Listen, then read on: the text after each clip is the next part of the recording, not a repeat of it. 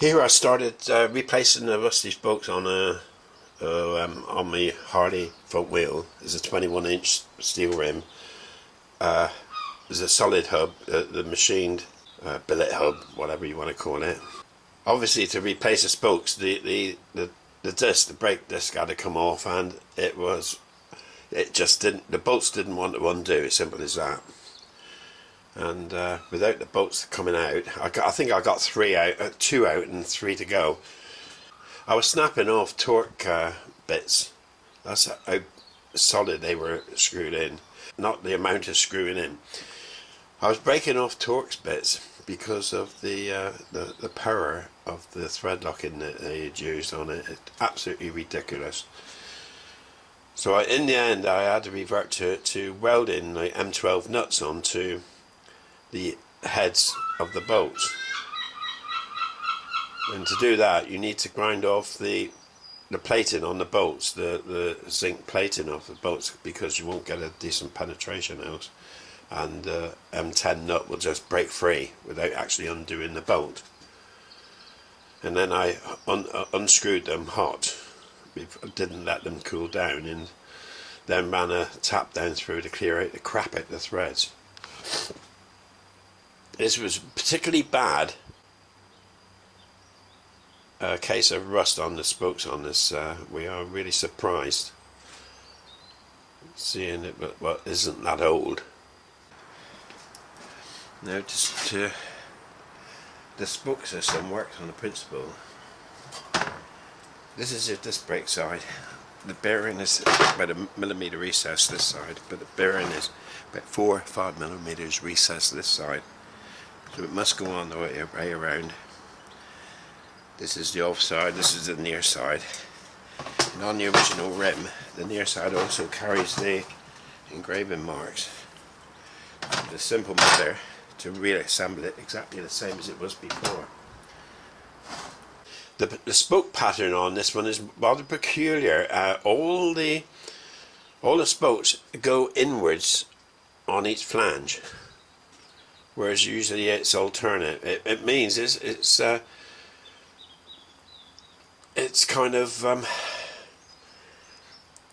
well, it's different. It's different from all the other wheels I've ever rebuilt, put it that way. So the only advice I can give is take pictures of if you're going to rebuild a wheel, take note of the spoke spacing and so on. Make some notes before you actually remove the old spokes, because once you've removed them all, you end up with two pieces, a rim and the hub, and you've got to sort everything out from there. And you need a starting point. A good starting point is always the valve hole, of course, in the rim. Now that one is 14 spokes around from its partner, or 15 from the valve holes. 1, 2, 3, 4, 5, 6, 7, 8, 9, 10, 11, 12, 13, 15, and that's the one there. It overlaps the short one. Now, let me go around again. So the next thing is to start on the other side. I'll use and that's this one here. So if I line up like a kind of a, and the next thing is the set of spokes on the opposite side, and now they they're sort of one step advanced or retarded from the spokes on the opposite side. It's harder to explain. In fact, it's fairly hard to show as well, but you'll see it yourself if you ever need to rebuild. Just make notes. The first all clockwise from that perpendicular line is the short offset underneath. Now that one goes to the second hole, so we started off at the top with that one going to the first hole, hole number 1, let's say, going clockwise from the valve. Now his partner below, the short offset, goes to the second hole from the valve hole, and again that laces every 4 1, 2, 3, 4. It repeats itself every 4 around, and of course because that was offset 1, the opposite from this one, which is, as you can see, is that one there, would be 15 from his original spoke, or 16, 17 from the valve holder. So at 1, 2, 3, 4, 5, 6, 7, 8, 9, 10, 15, 16, sorry, 16 from the valve holder. Simple as that. Now the offset, I did run some offset checks, and I don't like the idea of using a straight edge to set up the offset. It's not very accurate, because any mistake here is multiplied out here. So what I did was set this up and measured it in the forks for set to be dead center between the forks, and now it was offset. I've got some sizes here.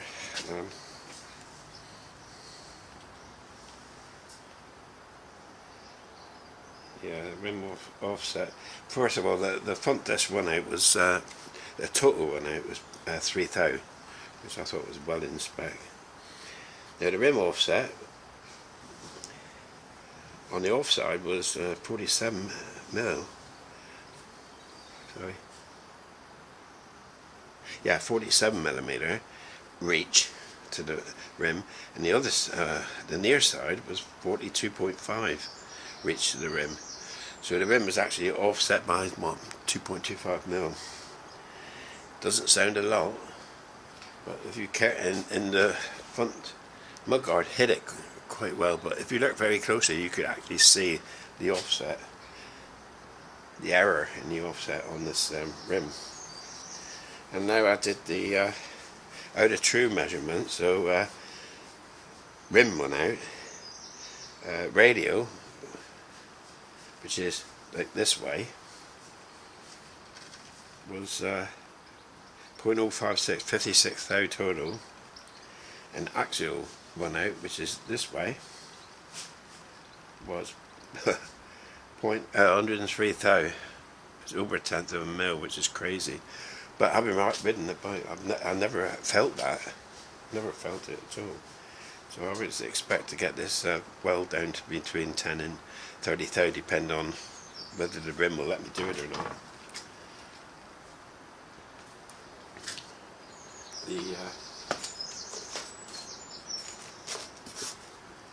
The spokes I'm going to use on this is, I got them from Buchanan spokes in America, it's the twisted spokes.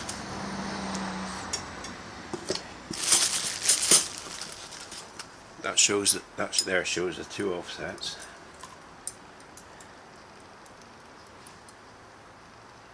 Short and long offset. And I'm hoping to save the rim. I want to clean up the rim, hopefully save that. And there's ever so fine machining marks on the hub, which I want to put in the lathe, spin up, and remove all this fine machining and highly polish the hub before I rebuild the wheel. So when I create this different offset on the rim and I put it back together, I can't move the hub, because the hub, obviously the disc, I remove the disc brake and the disc brake lines up with the axle for this one. Uses this spacer, which is obviously the spacer is I can't alter the spacer to alter the offset. I've got to alter the offset, or correct the offset, by when I'm re-spooking. So the rim will be corrected. So, but this is on display, this spacer. So what I'm going to do is, my machine went out of some of the 304L stainless. I'll make up a new spacer in stainless and polish that.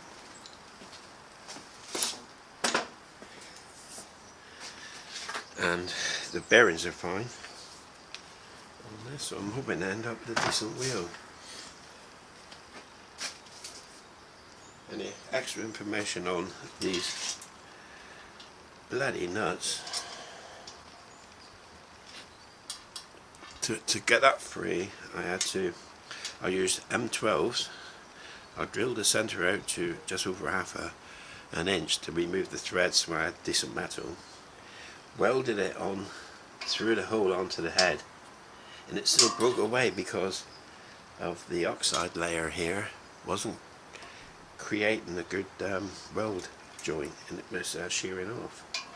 So the only way to do this is to use angle grinder, grind it flat, that dome, say half of it off so it's quite flat. Hit it with MIG weld, build a little tiny pyramid, put that on, then weld it up. That was it. And you can unscrew it with an adjustable when it's still quite hot. That was the only way that worked.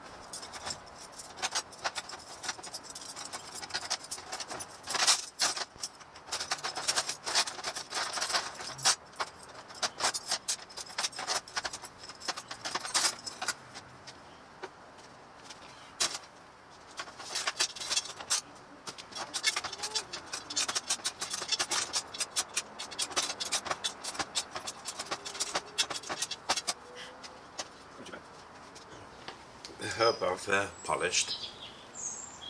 I've got the correct side facing up, and to start with the spokes, if the hub's been spoked before, you'll find traces of where the spokes has been against the aluminium holes. It'd be nice to have the spokes in the same orientation on the rebuild.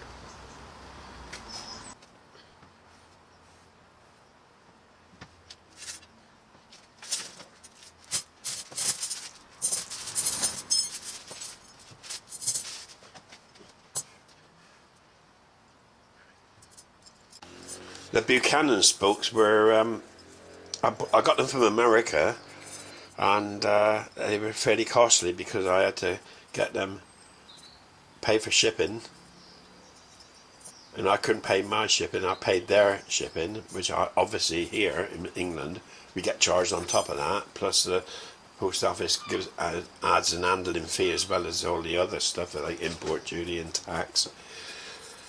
So I reckon they spokes must have cost, I can't remember now, but I think they must have cost me the best part of £400. But I just wanted to make a feature of the front rim not too exotic. I was afraid I was going to be too exotic with the twisted spokes, but as it turned out, I'm quite happy about it. Whether to have chrome or stainless, I don't know. If you want chrome, you got to have chrome. It's crap. All chrome is crap. When it comes down to fiddly pieces of metal like spokes, the chrome isn't going to last unless you very, very carefully look after it and protect it. Stainless steel, no problem. Apart from the fact that it doesn't shine like chrome. So what are you trying to do? I'm trying to make an exotic, sort of fairly exotic wheel with twisted spokes and reflections and sparkles and everything. and it isn't going to happen in stainless steel. That's all I'm going to say. And if you want that, you're not going to get it in stainless steel. As simple as that. That's all I can say on that. Okay, so before assembly, you need to polish the hub, or whatever you want to do to the hub. I put it in the lathe, sanded down the machine in marks, and buffed up the hub before I reassembled it. So the entire shooting match looked as new, as good as new. How I align my rims is I bolt the wheel back into the front forks, and I set up gauges where I can measure the offset of the rim. You can't you can't line up a front wheel by the axle or hub, because the disc brake needs to line up with the caliper. How you offset the wheel is you offset the rim itself, and you can pull it one side or another as you're rebuilding the wheel, as you're truing the wheel up. I did this in cramped conditions in the garage with a small light. It was impossible to film it. That's what I'm trying to say. But I'll probably show later the method I used.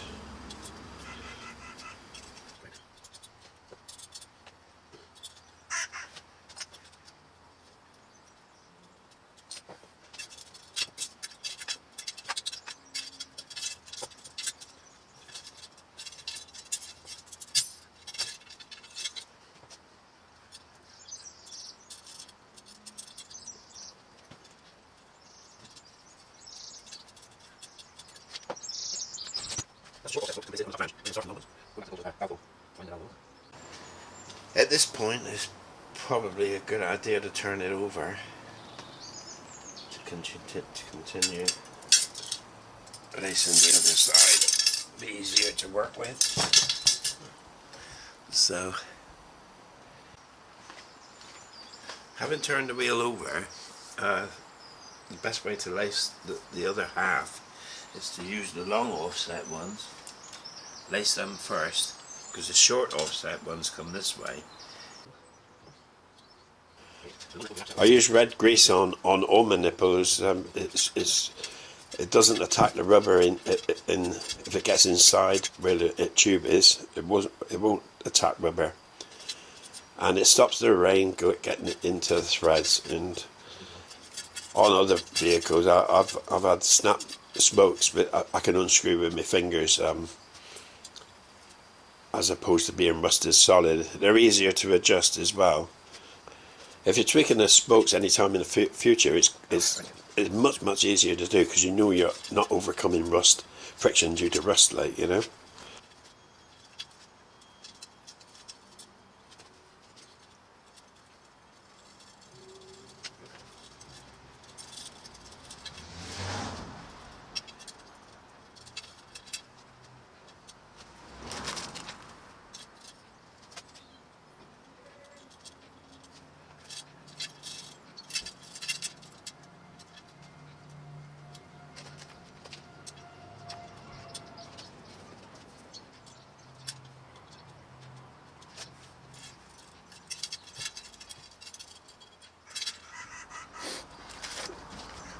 Close the grinding wheel, that size, and ground off the excess spokes from the nipples.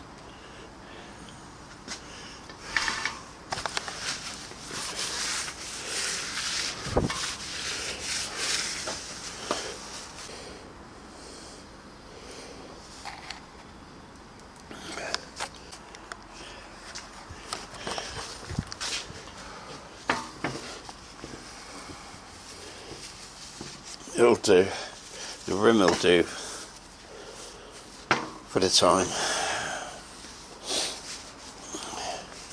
And a bit of a kink in it where the weld is, which is pretty poor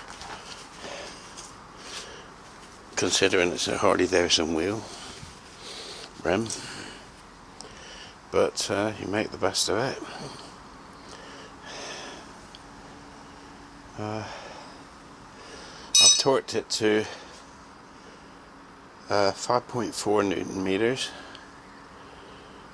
and he's true to about 20 thou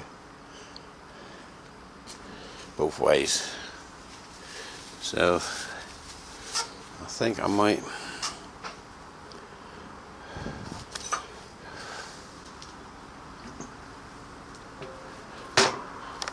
I'm going to tape this and have the rubber seal band over the top.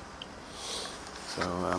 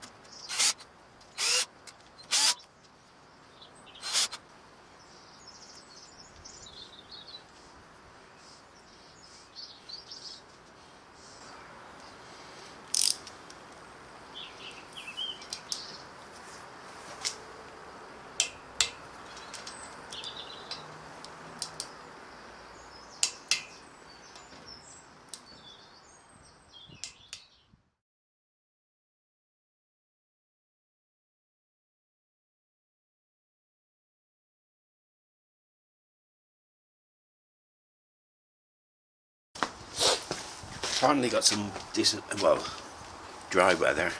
It's still cold now, but basically the original spacer and my replacement spacer in stainless. The purpose of the exercise at the moment is put a brake disc on, check it for run out. If it's okay, take it off, lock tight the bolts and tighten up again, and put the wheel back on properly.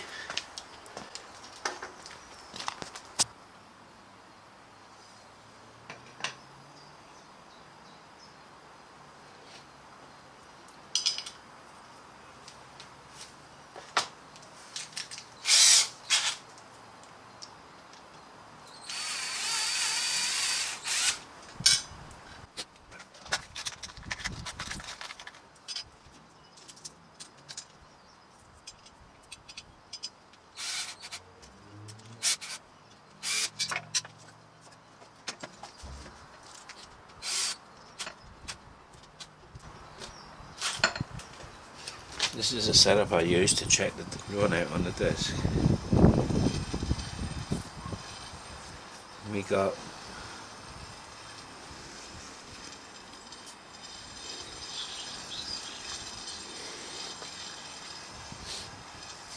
okay.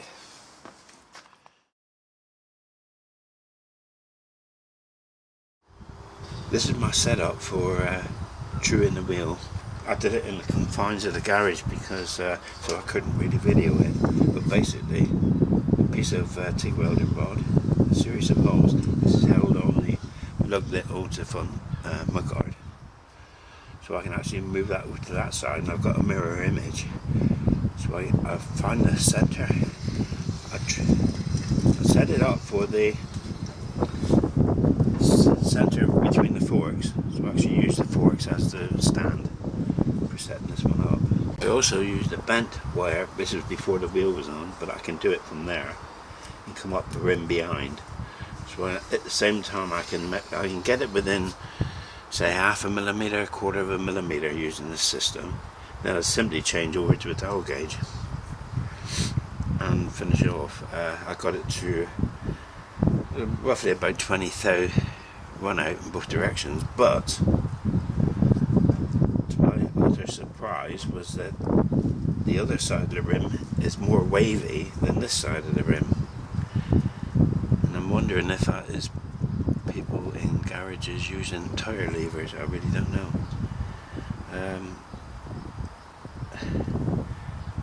Another problem is where the weld is on this one is a little kick. It's weird. There he is. There, right there. And if you can zoom in, I'll zoom in so if you can see that. Don't know if you can see that at that point there. I mean, for a Harley Davidson rim, that really pissed me off because that is bad. Okay, so now I'm going to actually take the bolts out, Loctite them. I'll probably leave the wheel in position, why not? And I'll complete the front wheel basically.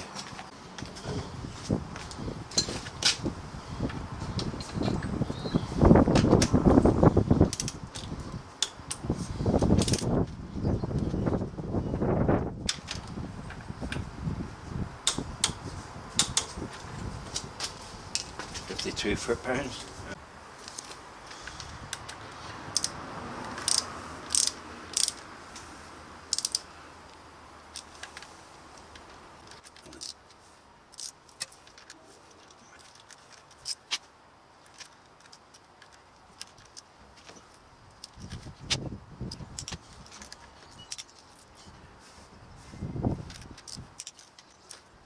Let's get 17.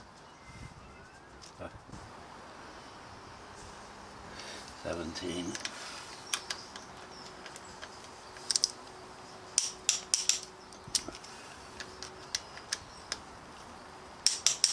That's them. That's the completed wheel. That's the front mudguard.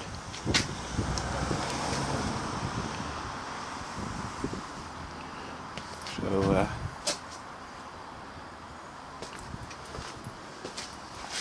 that's what it looks like.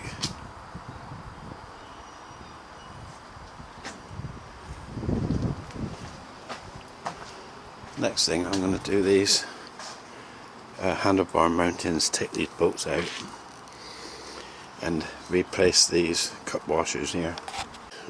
Right, I got the bike back on the stand to get the front wheel off the ground.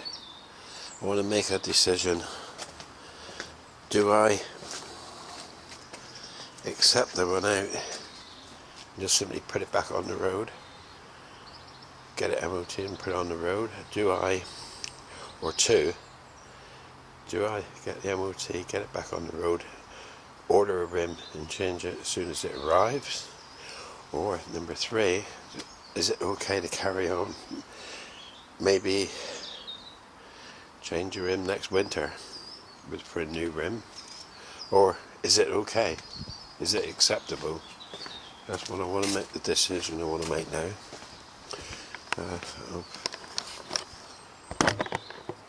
Just got it on the stand, I've lifted it off.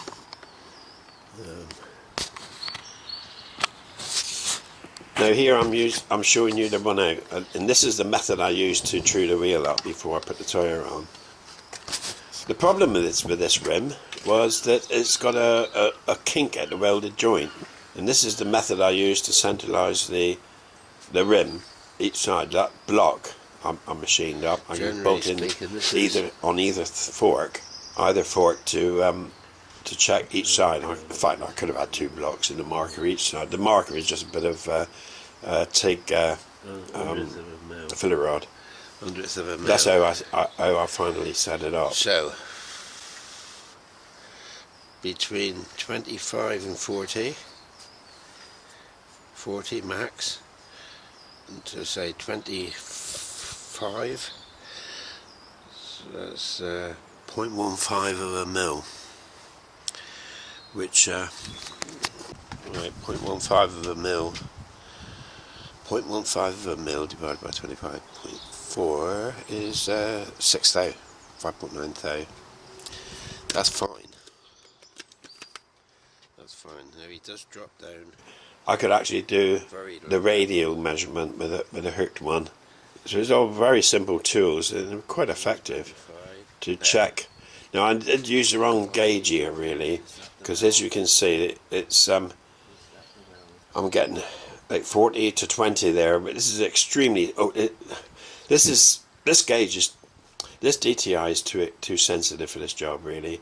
I was getting a movement of between 40 and 20 on the gauge, which is basically 6 thou, and at the kink I'm welded the welded part of the rim there, total movement is half a dial, which is what's that,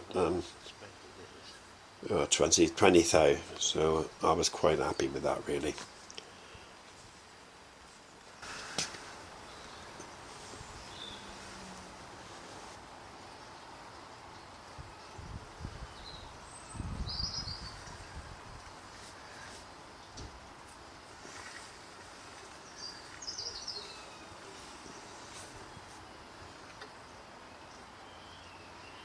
I've got a torch.